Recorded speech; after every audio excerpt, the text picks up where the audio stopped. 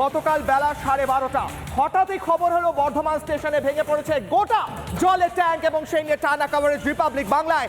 যেভাবে সেখানে যারা যাত্রী ছিলেন তাদের ওপর ট্যাঙ্ক ভেঙে পড়ে, তারা যেভাবে আহত হন সেই খবর তুলে ধরেছি পরপর, এবং সেখানে রেলওয়ের তরফ থেকে ঘোষণা করা হয়েছে ক্ষতিপূরণের। অন্যদিকে খতিয়ে দেখা হচ্ছে কেন ভেঙে পড়লো এই ট্যাঙ্ক, কিভাবে ঘটলো এই দুর্ঘটনা। 3 জনের মৃত্যু হয়েছে এবং প্রায় 30 জন আহত, এমনটা খবর পাওয়া যাচ্ছে। আমাদের সঙ্গে সরাসরি রয়েছেন বর্ধমান স্টেশন থেকে রয়েছে সন্তোষ। সন্তোষ, প্রথম প্রশ্ন করব তোমায়, যে ট্যাঙ্কটি ভেঙে পড়েছে সেই ট্যাঙ্কটি ভেঙে পড়ার পেছনে কারণ কি এখনো পর্যন্ত পাওয়া গেছে, এবং দ্বিতীয় প্রশ্ন, ট্রেন চলাচল স্বাভাবিক হয়েছে কিনা। সন্তোষ। দেখো, কারণ এখানকার যারা দোকানদাররা ছিলেন তারা কিন্তু প্রথম থেকেই জানাচ্ছিলেন যে ট্যাঙ্কের যে সাইডগুলি রয়েছে সেখান থেকে কিন্তু জল লিকেজ করছিল, এবং জল লিকেজ করাতেই সেই জায়গাতেই এত বড় কিন্তু দুর্ঘটনা বলে কিন্তু প্রাথমিকভাবে জানা যাচ্ছে। এবং তোমাকে বলি যে ট্রেন কিন্তু চলাচল স্বাভাবিক রয়েছে, কিন্তু যাত্রী সুরক্ষা সেটা নিয়ে একটা প্রশ্ন বারবার উঠছে। বর্ধমানের স্টেশনে কিন্তু বারবার এই ঘটনা ঘটছে যে আপনি তো ট্রেন যাত্রীর যে সুরক্ষা সেটা কি রয়েছে? না, সুরক্ষা নেই। বারবার দুর্ঘটনা ঘটছে বর্ধমান স্টেশনে, তাতে আমরা ঠিকমতো যাতায়াত করতে পারছি না, এবং আমাদের যে জীবন একটা ঝুঁকি থেকেই যাচ্ছে। বারবার যে এই দুর্ঘটনা যাত্রী সুরক্ষা কি বললেন, নেই এখন,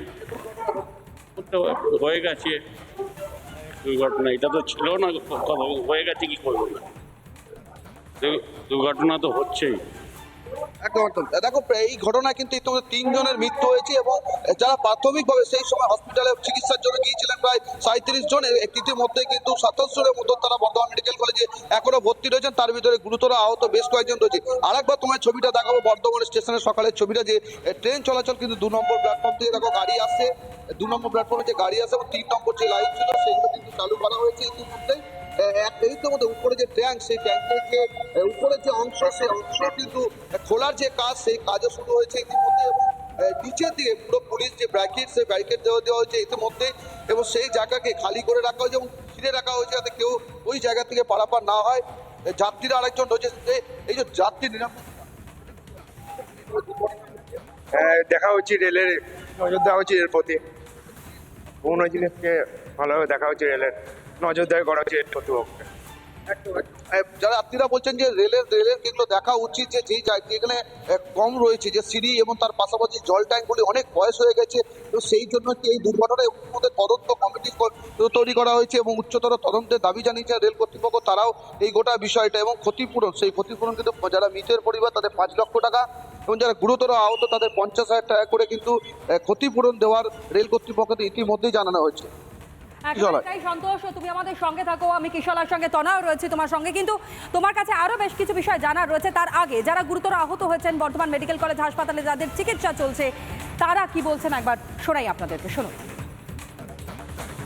পড়েছিল এখানে লেগেছে, আর ছেলেকেও এখানে কেটে গেছে, আর ইয়ার বাইরে লেগেছে। আর রেল থেকে ক্ষতিপূরণ দিয়েছে, টাকা পয়সা দিয়েছে রেল থেকে? না গো, কিছু দেয় না।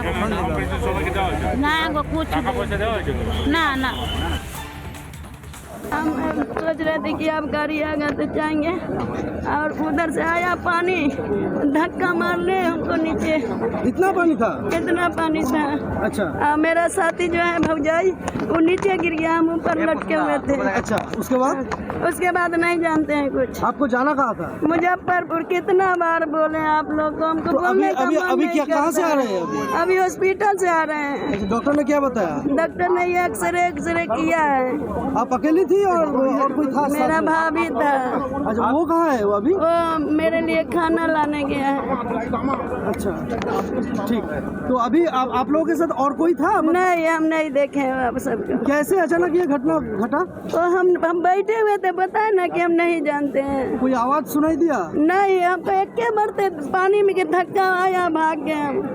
मतलब ऊपर से कुछ गिरने का आवाज? हाँ, वो करकट गिरा नीचे, बस हम पानी आया ना, पानी से धक्का में हम भाग गए। आपका नाम? पूनम देवी।